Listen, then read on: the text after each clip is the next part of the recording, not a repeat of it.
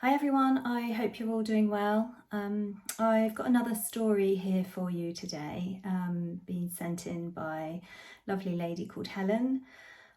Before I go into reading the story, I just wanted to take this opportunity to thank you all for all the supportive messages that you've been leaving in the comments, and also the longer emails that I've been receiving. It's really lovely to know that people are finding value in the channel. And if it's helping in some small way for people who are adopted to feel less alone and to be able to identify with how they're feeling and know that there are other people out there that experience the same thing, then really that's what it's all about. And obviously little by little, the goal is that everyone else becomes aware of that. And as I've mentioned before, legislation changes slightly as the months go by, and with those changes come in more awareness. The other thing that I wanted to touch on was the fact that all of the stories that I've read out to date have been there've been a lot of trauma in the stories, and there have been themes of late discovery adoption, themes of being adopted at an older age, maybe being through the care system. And of course, all of those things will exacerbate already existing issues of trauma from adoption. But really, that's the point I did want to make, is even pre-verbal adoption, so babies. And if you've watched my videos, you'll know that this is one of the things that's really close to my own heart. And this idea of the vanilla baby that was very prevalent in the 60s and 70s, being that if you adopt a baby that's pre-verbal, there will be no trauma issues. And I just really wanted to make the point that that's absolutely not the case. Pre-verbal adoption, adoption of babies, be they just a few days old or a few weeks old, still results in a trauma, a separation trauma, and a trauma to the brain, which has long and far-reaching effects with relationships and other issues later in life. Clearly, a traumatic fostering experience or other experiences later after the adoption will exacerbate and worsen those existing issues. But it's not to say that if you've been, this was the myth, was that if you adopted a baby that was baby, that you could bring that baby up as your own and that child would have no issues. And that is absolutely not the case. So without further ado, I am going to read Helen's story. And what I love about Helen's story today is, it's kind of got a bit of healing in there and a bit of a message of hope, which I think is also really important, because I know as a therapist that it is possible to heal from a lot of these things. And we as adoptees have got to acknowledge the hurt, the pain and the trauma before we can heal. Healing often doesn't happen because that acknowledgement isn't there. All right, so here's Helen's story. As always, put my glasses on. Okay. Being a gay, disabled bastard, abomination who always believed in aliens and used cannabis for a medicine for decades before getting it legally with a private prescription, I think it's safe to claim that I've had a bit of a rocky ride and a bumpy start of a very different kind. Although very challenging and intensely painful, it's also been a colourful, interesting and most enlightening experience, and occasionally finding beauty in the darkest of places. And I genuinely believe that it was the unacknowledged pain and trauma from my adoption that fortunately provided the strength and resilience that was necessary to survive the incredible misfortunes that I inevitably would and did endure. Born in the 1960s, relinquished at 12 days old, and didn't stop crying until about 1972. Not joking. A garden variety standard closed adoption, as my birth parents were underage and still at school when I was conceived, and only just 16 when I was born. My adoptive parents had 2 boys of their own and wanted a girl.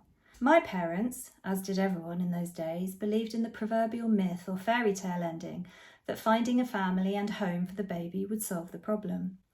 Great intentions and an act of love that unfortunately turned into a dystopian nightmare that truly was stranger than fiction and had only just begun. Not only did I not stop crying, I had difficulties being fed as a baby and often tipped my dinner over my head as an infant, along with never being able to sleep, and kept the whole family and neighbours up at night for years. So really, really not a good baby, because the trauma was not recognised, so everyone suffered without any help, support or relevant knowledge. My parents told me that I was adopted as soon as I was old enough to understand. I was 5 years old, and all I remember is that they explained that they were not my real parents because the people that made me couldn't look after me because they were too young and still at school.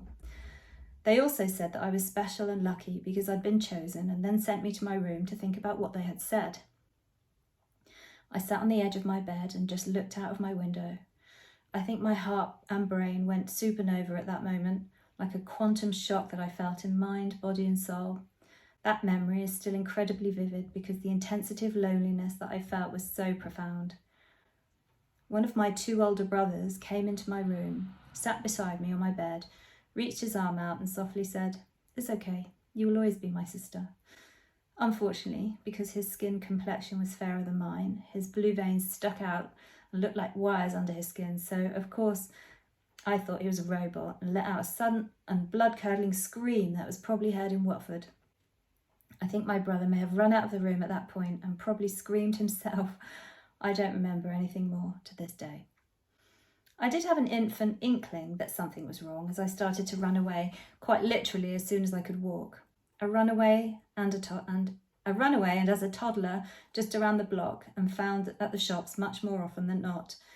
I ran away from primary school and rather proud to have gotten over such a high gate at such a young age. Even the teachers were impressed with that one, and then at age 10. I managed to get all the way to London, and all I got for that was a severe telling off by my parents and the police. Can't say that it helped, even though a social worker visited afterwards, but I was not allowed alone in the room with her, and I was much too full of toxic shame to contact them afterwards. And then, unfortunately, the amazing Dame Esther Ranson's Childline came too late for me, as I was a teenager by then, and I really didn't think anyone would or could believe me. Despite a rather turbulent and toxic relationship with my adoptive mother, we did love each other in our own way and did have our moments in between rows and general merry hell. I was one of the few people who could make her laugh, which indeed was an accomplishment in itself, and provided moments of much needed connection for us both. Although we were diametrically opposed on all levels, and being a formidable character, I was terrified of her, but she did have a very decent side with impossibly high standards, which I now appreciate. She kept an impeccable home, an immaculate garden. She was well educated and had a good job and was very well spoken and presented. She also had a harsh and intensely strict upbringing, which would have made Nora Batty shake in her boots, and she survived the Blitz and the harrowing post-war times that are unimaginable to me with no support. So I can see why she couldn't cope with me being afraid of the Hoover when I was little, for example, and found me so very difficult from the off. It's no wonder that my favourite film as a child was Born Free, the true story of Elsa the lion, who was orphaned and rescued by a couple in Kenya and then sadly had to be released back into the wild. But she continued to visit on many occasions over the years, even with her cubs. I guess it resonated so very much with me because I felt a bit wild myself, being brought up by strangers and having no contact or knowledge with my birth family. So the upside of not truly belonging anywhere for me was the sense of freedom, wild and free just like Elsa the lion, but also to have such a strong attachment and rare bond between humans and a lion is incredible, and therefore so very special.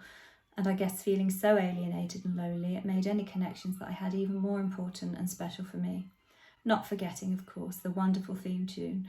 I still find it so moving and beautiful to this day. I can now understand at a much deeper level why this film touched me so very much, as it's all about freedom, wilderness, wildness and bonding. These days I listen to the theme tune in my car at full volume and without shame, like a true old fart. It's a wonderful rush and still evokes such a happy, wild feeling of aspiring freedom, right up until I get stuck in a traffic jam and my wonder bubble is truly burst and really smacks me in the chops again. Secondary school was less than productive, and I left with 3 rubbish CSEs, but a whole load of painful but useful human experience. Ultra alienation, extra inferiority, more toxic shame, how to skive off and learn about alcohol, drugs and great music, to name a few basics. At 11, the first year as it was back then, I was sent for the cane, which the girls received on the hands for smoking. It hurt, but I didn't cry, and yes, it stung like, well, being whacked with a stick, but I didn't cave in. I'm used to punishment, and I don't like to be beaten when I'm beaten. When I got the cane again in the second year for smoking, I asked if they would not inform my parents this time, as I received a bigger punishment for it at home. They were good and didn't send the letter. In the third year, I got the cane again. Yep, smoking. I remember the deputy headmistress asked if I was going to stop smoking, and I replied, "No, miss." She then stated that there was no point in caning me again, as it simply hadn't worked. I thereby, quite unintentionally, declared and proved beyond all doubt that corporal punishment was absolutely ineffective and completely pointless. Thankfully, it was banned a few years later, and many years too late, as the boys received it across their backsides and could and did on many occasions cause damage to the reproductive organs, as well as the emotional damage for all. I was teased now and then because of my adoption and excluded from a childcare lesson on adoption and fostering also, as well as being bullied, but standing up to and befriending the worst bully, as she was being bullied at home also. It works both ways, another non-curriculum lesson that I appreciated. Whenever I did speak out or had an inquiry or emotional need concerning my adoption or birth family, it was always squashed with that old favourite, "You've got a chip on your shoulder," followed by the obligatory, "You're so lucky, and where would you be if you weren't adopted?" Also, of course, "You can't miss what you never had, and you were too young to remember." My personal favourite. I disagree.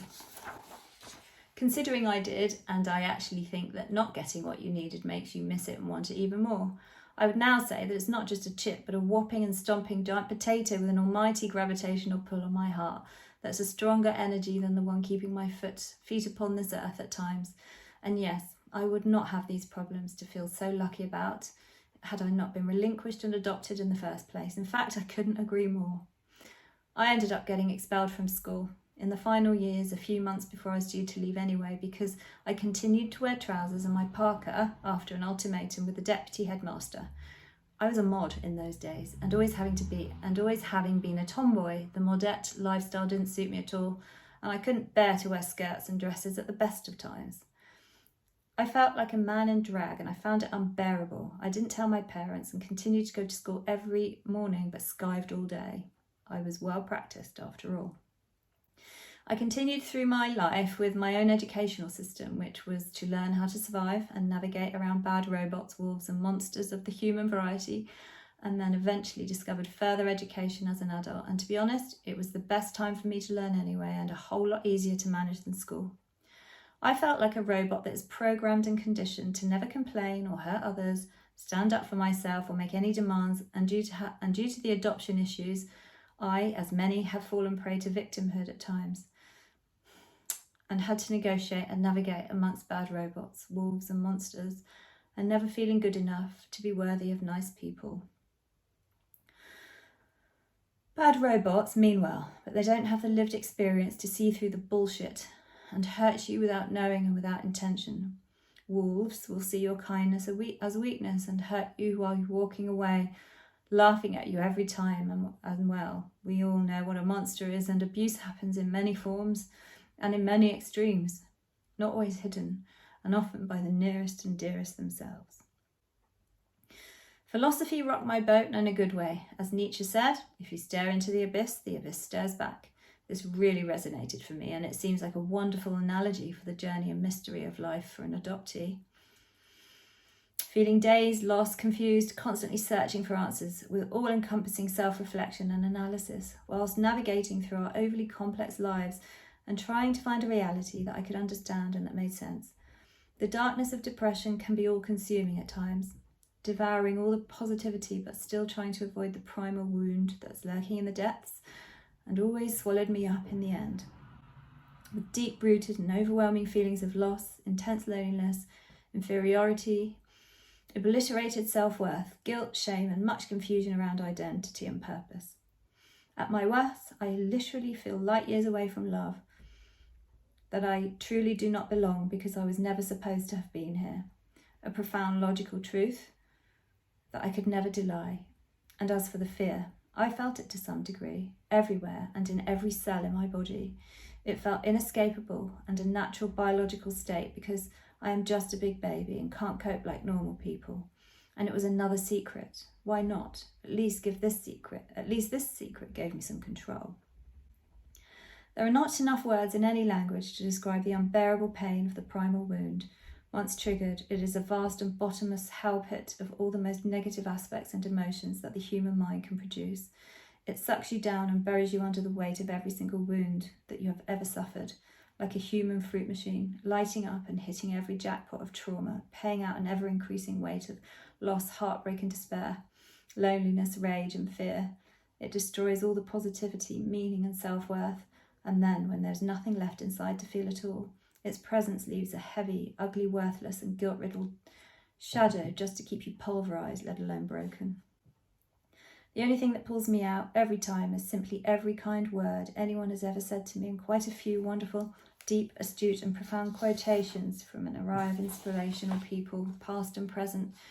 It is only the power of the mind and the power of good that people can do along the way that can help, because there are no mental ledges, lifeboats, ropes, floats, steps or anything in a void like that which can pull you out or even stop you falling further. Just words. But words have power, much, much power, and for me the ones that pulled me out more times than any were the ones spoken to me at 17 years by a wonderful senior psychologist, Sue Kerfoot. And she said, and I quote, "There is no such thing as a bad baby." That one saved me many times. And all the kind things that have ever been said to me, I am truly thankful for, and the strength and courage that it took to cope, I could never truly express just how crucial they have been. Again, there really are not enough words in any language for that one, apart from the love reach no bounds, and I'm only here because of them all. However small, however casual, and sometimes, yes, however drunk or high, kind words always have a huge and lasting impact. I like the term coming out of the fog, as for me it serves as a great visual and tangible analogy that helped me to break free from the enforced and naive narrative that adoption apparently fixes all and the unrealistic expectations that were impossible to live up to for all involved. This put me in the position of being seen as privileged and having to feel grateful because I was chosen, lucky and special. So the obligation and responsibility of having to appear happy, otherwise the adoption wouldn't be successful and it would be all my fault. It was a huge burden that weighed heavily and with a massive guilt trip just for good measure. I also lived with such an insurmountable fear of rejection that I always and often ended up getting rejected anyway, and I still do sometimes. My birth mother was only 15 when she fell pregnant, and of course, with no contraceptives available back in those days, it was a classic love baby scenario where the kids had a kid. The world was a different place, of course, in the 60s, and it was openly misogynistic, racist, homophobic, and where children were supposed to be seen and not heard and expected only to talk when spoken to. Practically Dickensian by today's standards, and my birth parents had broken the law by having sex under the legal age of consent. It's no wonder they ended up in so much trouble and strife. I was not named at birth, as it was thought that it would be nice for my adoptive parents to choose a name rather than have it changed. Although well-intended, I always had secret mixed feelings about this and couldn't help but wonder what name I would have been given. My birth mother was too far gone in the pregnancy when abortion was legalised, so it was decided that if I was a boy, I'd be kept and raised by my maternal grandmother, but I popped out female, so I was adopted by a family that had 2 boys of their own and wanted a girl. My adoption was contested by my birth father's family at the time, as they wanted me to be raised by my paternal grandmother, but they were deemed unfit for reasons that they would not have been today, and lost. It took 2 attempts by 2 different social services in neighbouring counties to get my birth records, even though I already knew some information after galvanating to the London Records Office as soon as I was 18 years old. I did beforehand ask my adopted family if they wanted to be involved, as I felt it disrespectful to search for my birth parents in secret, but they didn't agree and thought I was being selfish and could hurt a lot of people unnecessarily. And although it was unsupportive, they genuinely thought it was the wrong thing to do, but of course the not knowing was unbearable, and so my whole identity was affected and fragmented. I felt lost and void of the most essential aspects of self, to say the very least. I never spoke to my adoptive family about it again, and they never asked. I used the social services mediation services, and although my birth mother was not able to have any contact, I did write to my maternal grandmother for many years, Just over 2 wonderful decades, a distant connection that was never to be. So special. And as she said, writing harms no one, and we have a right to a relationship. It was in secret, as that's just the way things were, and it was safer for everyone, emotionally and for a multitude of reasons. We even met on a few occasions after many years with my secret great uncle, who I had an annual lengthy New Year's chat with on the phone for many, many years, and in many different phone boxes until I finally got a landline, a most wonderful way to start any year. I also met one of my aunts, and I even got to meet my birth mother on one occasion also. Quite incredible, and yes, all in secret for the main part, but because of the love, protection, fear and circumstance, and worth every moment. I was also lucky to have a reunion with my birth father getting in contact when I was 40 years old. I wrote 2 identical letters to 2 different house numbers in the same street, as I couldn't make out the number clearly on the birth records. I wrote the letters and posted them on my birthday. It was the only day of the year that I didn't feel guilty or ashamed about thinking about my birth family, and I knew if I left it until the next day, I'd probably not have posted them. My birth father had emigrated abroad about a year after my birth, but I did get to meet everyone in the family over the course of a couple of years, and although we didn't remain in contact, I think we are better off for all having met, and the pain of living with not knowing, for all who knew, finally over, and again, in secret for the most part with me, but nothing short of a miracle in reality. My most significant and fondest memory of my birth father was sitting on Southsea Beach and asking him as to why massive and very heavy metal ships don't sink. I just never understood it. Being a yachtsman, he explained the buoyancy principle perfectly. Basically, if the air underneath is always bigger than whatever is on top, anything should float. Not only a wonderful father-daughter moment and a gift of knowledge, but that experience lifted me up and left a soft, fluffy cloud in my heart forever. So I guess I didn't do too bad at all for a closed adoption. It was so important for so many reasons, and I am happy and better off for having the contact, lasting or otherwise, and just in the nick of time for my paternal grandmother. She had cancer and thankfully didn't die, never knowing what happened to her first grandchild. I went to her funeral and they even put my photo in her coffin with all the other family members. A magical and special goodbye, because it was never meant to have been possible to have met them in the first place. We were exceptionally lucky. And finally, after a lifetime of searching for sense, reason and purpose to all the pain and injustices that my adoption and relinquishment created for everyone involved at some degree or point, unwittingly or otherwise, is that every living thing on planet Earth is here for a reason, and that reason is that they are supposed to be here. Otherwise, they wouldn't exist in the first place. I have to learn to incorporate and wholly accept this simple but solid truth. We all deserve to belong and find home in any place and anything, and with anyone that's suitable and to feel truly safe. It's just human nature. Even my ego knows, logic dictates, that we can't change the laws of the universe and everything within it. So I just want to feel part of it moving forward and embrace the rest of my life as the best of my life, while continuing to shed as many narcissistic shackles, remnants of utter emotional hell, and free myself from the mental cages, prisons, and few mighty dungeons, gaining as much inner peace as possible, as this is freedom, real freedom. So bon voyage, and may you all find a mighty, beautiful and super sturdy mental ship to sail on through the choppy, turbulent waters and vast, powerful oceans of life.